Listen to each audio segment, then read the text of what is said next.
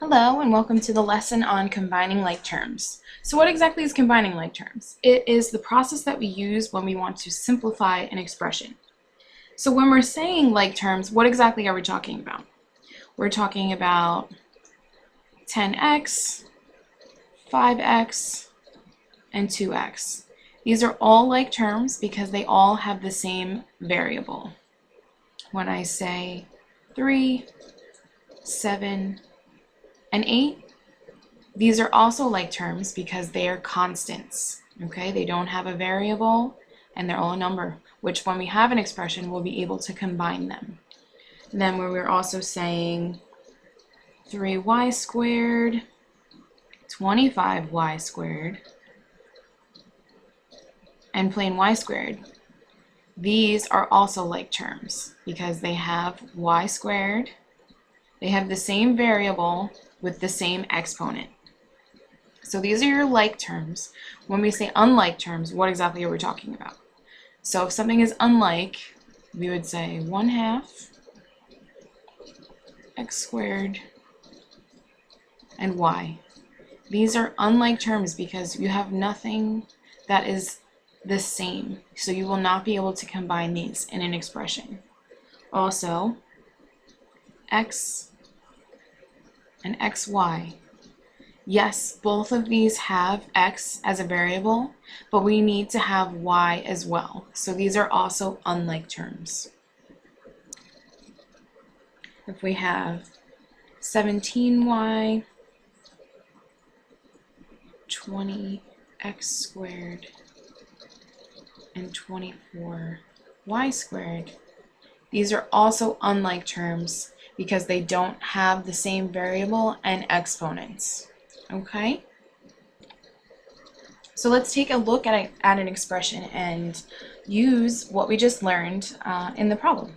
Okay, so if we have 2x squared plus 3x minus 4 minus x squared plus x plus 9.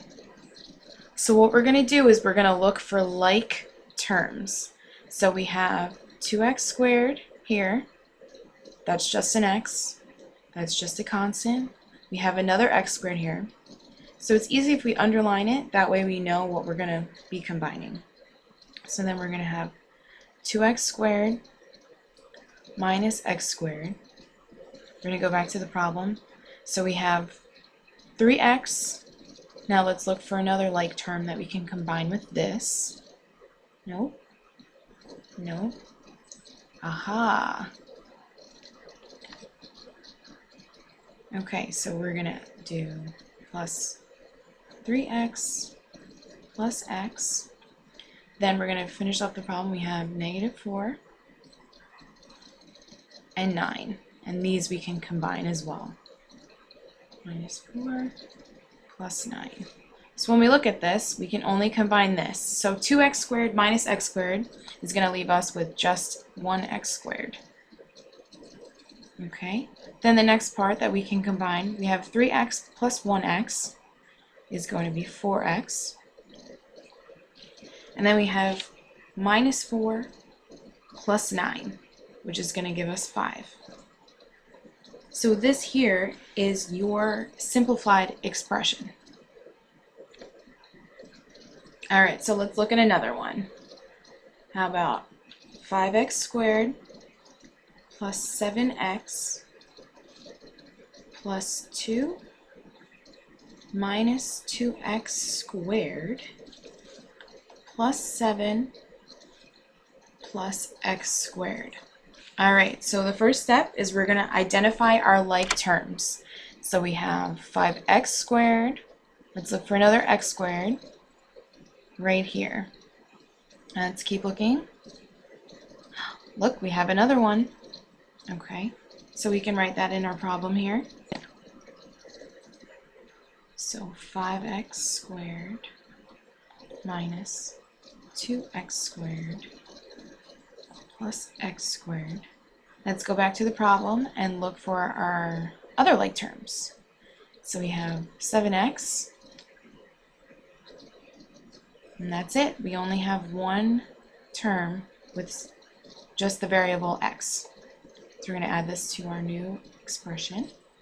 Let's go back and look. So we have remaining a 2. Let's look for another constant. And we have 7. We're going to add this down here. So let's go back and check. Do we have everything from the original problem? And we do. So now we can actually combine our like terms. So we have 5x squared minus 2x squared plus x squared, which is going to come to 4x squared. Our next set, we have 7x, and we have nothing to add or subtract it to. So we're just going to put it here at the problem. And we have 2 plus 7, which is 9. So this is our now simplified expression. When we combine like terms, it makes an equation easier to solve. So now let's look at an equation. All right, so we have x plus 3x plus 9 is equal to 42 plus x minus 12. So when we're doing an equation, we're going to combine like terms on each side first. So we're only going to combine like terms on the left side first. So we have x plus 3x. So those are like terms. So we're going to change this to 4x. This 3x plus x is 4. And we cannot combine it with 9 because 9 is just a constant. So we combine the like terms from the left side. Now let's look at the right side. We have 42 plus x minus 12. Well, we have 42 and we have 12. Those you can combine. So that's going to leave us with x plus 30. All right, so what's our next step? Now we can actually go from left to right. So if we want to solve for x, let's get x to one side. So let's subtract x from here and subtract x from here. So that's going to leave us with 3x plus 9 is equal to 30. So we need to bring the 9 over to the right side. So we're going to subtract the 9 from both sides. And then we'll have 3x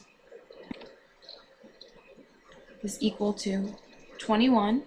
And then if we subtract 3 from this side and we subtract 3 from this side, x is going to be equal to 7.